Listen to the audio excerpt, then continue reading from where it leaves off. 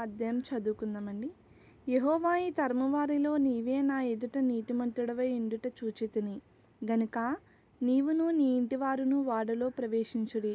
పవిత్ర జంతువులలో ప్రతి జాతి పోతులు 7 పెంటెలు 7, పవిత్రములు కాని జంతువులలో ప్రతి జాతి పోతుని పెంటియు 2, ఆకాశ పక్షులలో ప్రతి జాతి మగవి 7, ఆడవి 7. నీవు భూమి అంతటి మీద సంతతిని జీవముతో కాపాడినట్లు నీ యొద్ద ఉంచుకొనుము. ఎందుకనగా ఇంకను 7 దినములకు నేను 40 పగళ్ళును 40 రాత్రులను భూమి మీద వర్షము కురిపించి నేను చేసిన సమస్త జీవరాశులను భూమి మీద ఉండకుండా తుడిచివేయుదునని నోవాహుతో చెప్పెను. తనకు యెహోవా ఆజ్ఞాపించిన ప్రకారము నోవాహు యావత్తు చేసెను.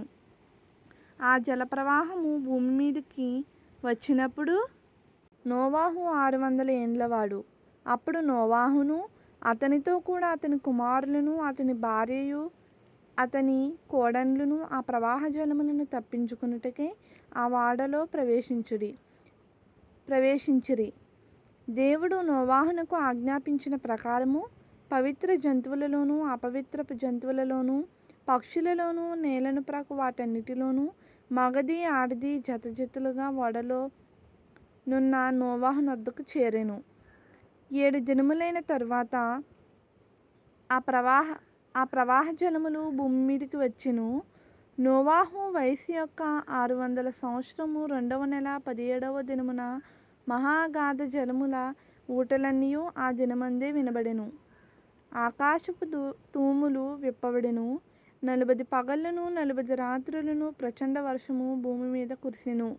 ఆ దినమందే నోవాహును నోవాహు కుమారులగు షేమును హామును యాపెతును నోవాహు భార్యయు వారితో కూడా అతని 3 కోడన్లును ఆ ఓడలో ప్రవేశించిరి. వీరే కాదు, ఆయా జాతుల ప్రకారము ప్రతి మృగమును, ఆయా జాతుల ప్రకారము ప్రతి పశువును, ఆయా జాతుల ప్రకారము నేల మీద ప్రాకు ప్రతి పురుగును, ఆయా జాతుల ప్రకారము ప్రతి పక్షియు, నానా విధములైన రెక్కలు గల ప్రతి పిట్టయు ప్రవేశించెను. జీవాత్మ గల సమస్త శరీరులలో రెండేసి ఓడలోనున్న నోవాహు నొద్ద ప్రవేశించినవనియు దేవుడు అతనికి ఆజ్ఞాపించిన ప్రకారము సమస్త శరీరులలో మగదియు ఆడదియు ప్రవేశించెను. అప్పుడు యెహోవా ఓడలో అతని వేసెను.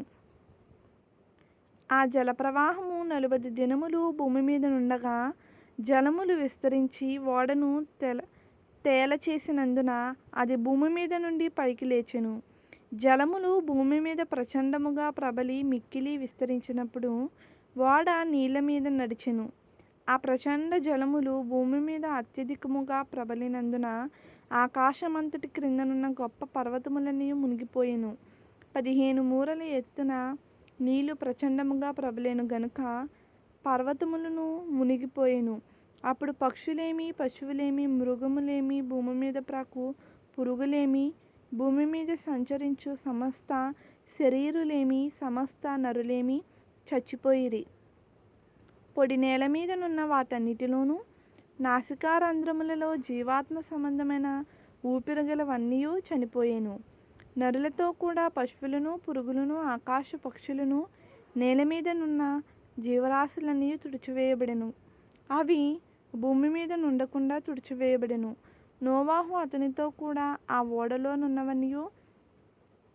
నున్నవియు మాత్రము మిగిలియుండెను.